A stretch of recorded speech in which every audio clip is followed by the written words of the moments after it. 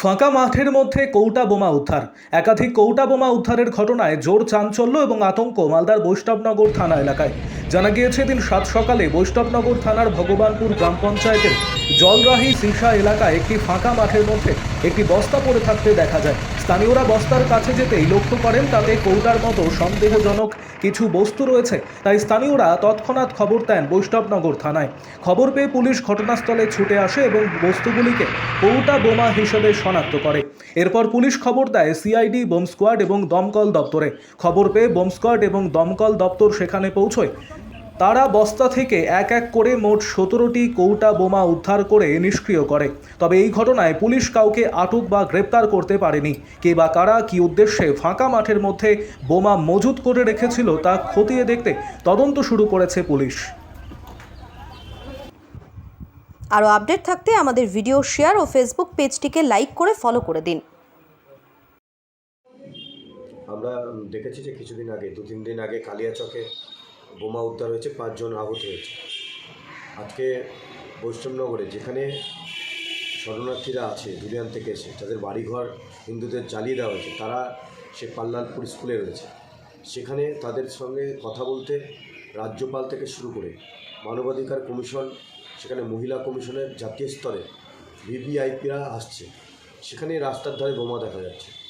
আমরা ভারতীয় জনতা পার্টির পক্ষ থেকে এটা আমরা চিন্তা করছি যে এইখানে একটা বিশাল বড় নাশকতার ছক হচ্ছে।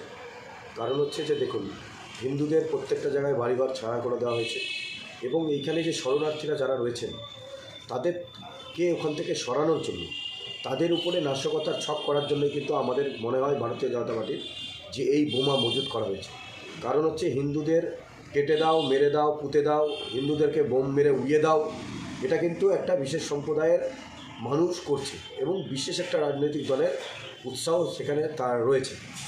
আমরা এটা নিজেরা ভারতীয় জনতা পার্টি ভাবছি এবং আগামী দিন এই যে পুলিশ প্রশাসনের নাকের ডগাতে রাস্তার পাশ দিয়ে ভিআইপিরা আসছেন আর সেইখানে গিয়ে বোমা উদ্ধার হচ্ছে, আর ওইখানে লোকাল আইসি, অ্যাডিশনাল এসপি সাহেব বসে সেখানে তারা ওখানে দাঁড়িয়ে দেখাচ্ছে যে তারা খুব কাজ করছে। আমরা ধিক্কার জানাই ভারতীয় জনতা পার্টি। তাহলে রিলিফ ক্যাম্পটা তুলে দেওয়ার জন্য কি এই দেখুন, ভারতীয় জনতা পার্টি মনে করছে যে নাশকতার ছক হচ্ছে, যারা ওখান থেকে পালিয়ে এসেছে, বাড়িঘর তাদের পুড়িয়ে দেওয়া হচ্ছে হিন্দুদের, সেই নাশকতার ছকের একটা, ওদেরকে মেরে ওখান থেকে বোম মেরে উড়িয়ে দাও, কিন্তু সেখান থেকে সরিয়ে দাও।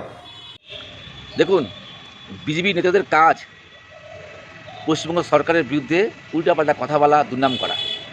তারা চাইছে পশ্চিমবঙ্গে একটা অরাজকতা সৃষ্টি হোক, এখানে মানুষে লড়াই করুক, খুনাখুনি করুক, এটা তারা আপনারা চাইছে।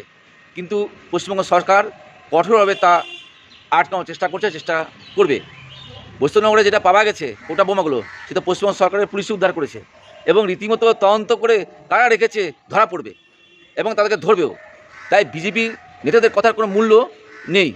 সাধারণ মানুষ, পশ্চিমবঙ্গের সাধারণ মানুষ, খেটে খাওয়া মানুষ মমতা বন্দ্যোপাধ্যায়ের সঙ্গে আছে, ছিল এবং থাকবে, এবং তাদের কোনোরকম ভুলভাল কথার মধ্যে বা তাদের উল্টাপাল্টা কথার মধ্যে মানুষ পড়বে না। পশ্চিমবঙ্গ পুলিশ নিরপেক্ষ কাজ করবে। আশা করছি যারা এগুলো করেছে তাদেরকে পুলিশ ধরবে। ওখানে কিছুদিন আগেও কিছু বোমা পাওয়া গেছিলো, যেখানে বাচ্চারা হয়তো পড়ে বল ভেবে খেলতে গিয়ে পড়েছে। এই জিনিসগুলো পুলিশ তদন্ত করছে, কারা ডাকছে, কারা সৃষ্টি করছে। পশ্চিমবঙ্গের পুলিশ আপনার চেষ্টা করছে তাদেরকে ধরার এবং তাদেরকে ধরবে। আমার নাম বিশ্বজিৎ ঘোষ, আমি জেলা সম্পাদক, মালদা জেলা তৃণমূল কংগ্রেস কমিটি।